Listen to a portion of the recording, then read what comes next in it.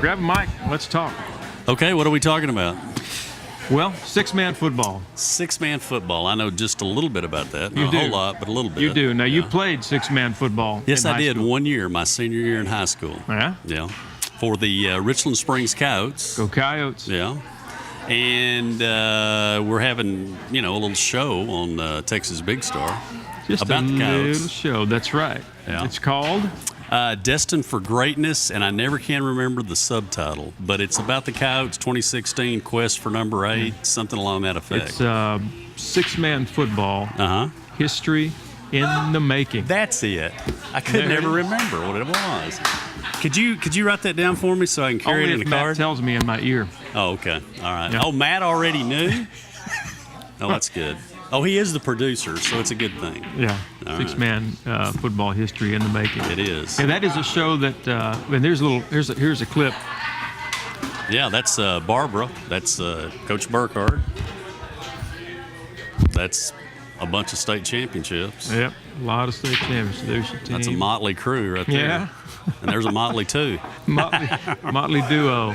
Yeah. So people may be viewing going, six-man football. I mean, for me, being from Tennessee, we don't do, we've never done six-man football there, but it's a little demographics a little bit different. You got all Right. these towns in the great state of Texas, a lot more real estate to deal with. Right. Six-man football. What's the history? Do you know why six-man football became popular here? It became popular because there were many small towns that couldn't field an 11-man team. Right. And so, the first game, I believe, was played in 1938. And I know that Prairie Lee was one of the participants, and I'm not sure who the other team was. Ah. But it really began here, Nebraska, some states like that, where, towns were few and far between. Farming communities, yeah. Rural, small population towns, and so to be able to have football, which everybody wanted, Right. you needed to pare it down to where you had enough kids to play. Now the game, and I've watched the game, I've videoed games for six-man football. Richland Springs in particular, it's fast. It's very fast. And the rules are different. I may be, if folks from Texas are going, yeah, we know that. Well, I didn't. Well, there's The rules are just, it's like almost everybody can throw and catch. everybody is eligible. Everybody to run So the ball. everybody is. Everybody, all six. Everybody's an eligible receiver, Right. and everybody can throw it too, right? Well, they could if they could get the ball. I mean, you could do an end around, hand the ball off, the guy could throw. You could do a center around. He could take the ball, act like he was going to run with the ball, and then throw it. So, yes, everybody can throw the ball. Everybody can catch the ball. But, a lot of people try to say that it's like, backyard or sandlot football. But it's not. I mean, it's No. really, it's got, all kind of scheming, all kind of detail. It's real football. And it seems to me that the more players you have that can, and I watch the guys, I've seen them play, but these guys, they're warming up, and where I came from in Tennessee, when there's a warm-up, not everybody's throwing the ball and running at the same time. These guys do a warm-up. I'm going, every one of these guys could be a quarterback at the high school level where I was in the county I was. Right. It's like this perfect spirals, and I'm kind of just going, you got to be kidding me. Yeah. It looks almost like a basketball warm-up, doesn't Yes. it? And Yeah. in fact, six-man, when it comes to strategy, is very much like basketball. It's really all about the matchups. Yeah. And finding the weakness and exploiting that. Well, in Richland Springs, Yes. Destined for Greatness. Tell us about that title. What are they destined for greatness, and why? Well, the Coyotes, my home team, Yeah. have won 7 state championships since 2004. So that's 7 state championships in the last 13 years. That's more than anybody else in six-man history. And if they win one this year, or the next one that they win, that would tie them with Katy High School, South Lake Carroll, and Salina for the most state championships in Texas high school football history. Huh. 8 championships. Yes. There it is. There's 8. a list of the folks that they played. Huh. So it's been a lot of fun to be able to tell this story and introduce people to six-man football and, brag on my guys and that kind of thing. Introduce them to my community. So it's been a lot of fun. Well, they're Martindale in 1938. Oh, it was Martindale. Martindale. I bet somebody looked that up on the crack staff that you guys have, right? Yeah. Or did you pull that out of your? No, you were dependent on somebody else. Ricky Petty. Ricky Petty. Oh, he knew that off the top of his head? Or he made it up. Actually, I know Prairie Lee was involved. I do know that. And 1938, too, right, Ricky? Yeah, 1938. There you go. Wow. Wow. What has this done to the town? I mean, I'm there at the games, and I can just feel the energy, the momentum from the crowd, from the town folk there. They love these kids, and they're great kids. Oh, they are. I mean, I'm just going to say this. I've been a school teacher the last 4 years in Tennessee, and then showing up here with those guys from a high school teacher. Sure. And meeting them. And they didn't know me from Adam when I showed up there with a camera. Right. And I'm just saying, hey guys, I'm just going to get an interview. Yes, sir. Yes, sir. It's like, what planet am I on? Well, one of the Planet Texas for that's one. true. Well, in one of the episodes, in fact, maybe the last one, or maybe the one before. And no egos.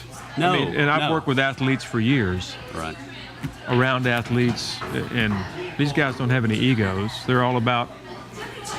They have healthy egos, but they're all about, and they're the team. I know. We're moving. They're moving a phenomenal group. But one of the things I say in one of the episodes, one of the last two ones, is that one thing that my hometown knows how to do is to raise kids. Yeah.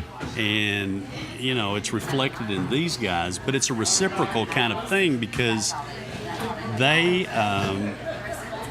down to all of them, have this quality of helping everybody around them be better. Yeah. And that makes the world for a better place, doesn't it, Brian? Yes, it does. So they're exciting to watch. They're fun to watch. And if you get a chance, you need to go see a six-man game. It's action-packed, and it doesn't stop. Now this week they're going to be on Friday. We'll be in Gatesville Friday, 7:30. Against they'll be playing the Milford Bulldogs. Who are currently ranked number 4 in the state. We're ranked number 1, so it ought to be a great good contest. matchup. Yeah. And then, should they succeed there, moving on to? We'd move on to the third round, and more than likely would be facing Calvert, who we've played many times in the playoffs. And then, after that, I'm not real sure exactly who it might be. I mean, I have an idea, but you just never know. You have to win your game first, which, we're focused on. And the Calvert game, if, were we fortunate enough to be able to beat Milford, that would be some very exciting football. Yeah. Huh. You have lots of fans that are supporting, Destined for Greatness and the team. Is there anybody you want to say, particular? Hey, thanks for all the things that you've done for us. I mean, there've been so many people that have helped, support it in a lot of different ways.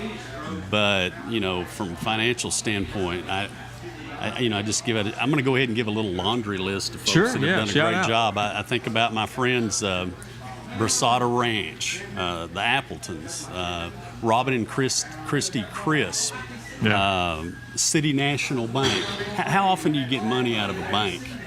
So it's really quite a deal. My friend Rick Baskin, his insurance place, his convenience store, the Martins, Mark and Carol. Outlaw Church. You ever heard of those guys? Yes, I have. It's a church that meets in a bar, and I've been there. They're great people. They have sort of a delinquent pastor, but other than that, it's a really a good bunch of folks. No, their pastor's a good guy. In fact, you sang, didn't you? Yes, I did. At that particular deal. Yeah. So, and I'm leaving folks out, but just so many, and to Coach Burkhart and Rogers and Tipton and Ashworth giving us access to the team. Yeah. And then to those amazing young men who, they're the ones that make it happen. Yeah, yeah. It's a cool thing. Richland Springs, the town, not just the team, but the town, the community, and if you can check it out, go to the Texas Big Star YouTube page and look at Destined for Greatness, and you'll see Barry on there, and you'll see way too much of Barry. Well, but you're the way you host this particular program is just telling a story, and you just weave it so well, and you can't help but be captivated. Matt, come on up. I know you've known Barry a while, and give us a little more info. Come on over this So way. the thing about the reason why you see so much of Barry on the show, a lot of people don't realize this, but they think we're going to show all the game footage, that kind of stuff. And I think people figured out by now that's not what we're doing. But really, the people, the culture, everything about what's around it is as big a part of it as the actual game. Because the games are actually kind of boring because they kill everybody. Yeah. Is that true? So if you watch this and you don't know anything about six-man football, you're liable. You might learn something. You're not going to be just sitting watching a bunch of six-man football. Right. Now, as we get into the playoffs, you'll see more and more actual footage. But right. Because then it starts getting a little bit more exciting. It's no disrespect to the other teams; they played some great people, but. Well, y'all's games are so short. Yeah, it's just like touchdown. Right. It's there you go. Well, it gets a lot more intense. Yeah. I got to go do this board. All right, see you later. It gets intense as you move into the playoffs. Yes, we had a game where ESPN was coming to do a documentary on six-man football. Yeah. They were at one of the games. You guys weren't at that one, but they were at one, and it was a big game, and there were probably, maybe I've overestimated how many people, but 1,500 to 2,000 in a stadium in a town that has 350 people. And it was just, it was really incredible stuff. I mean, we honored the 67 golf team that won state, gave them big rings, and, they were amazed, and just all kinds of good things happened at that event. Wow. So, Richland Springs and other six-man communities that are sprinkled across the state, they're really the heart of America. Yeah. And, like I said in one of the episodes, we may be in the flyover space of this country. But if they'd land, take a few notes, it'd probably be pretty helpful. Land and take notes right here in the Hill Country area. That's it. Yeah. That's it. Barry, thank you. Well, thank you. And folks, check out the show Destined for Greatness. It's on Texas Big Star's YouTube channel, Destined for Greatness. There you go, texasbigstar.com/football, and get all the details and get inspired. Thanks, Brian. Appreciate it.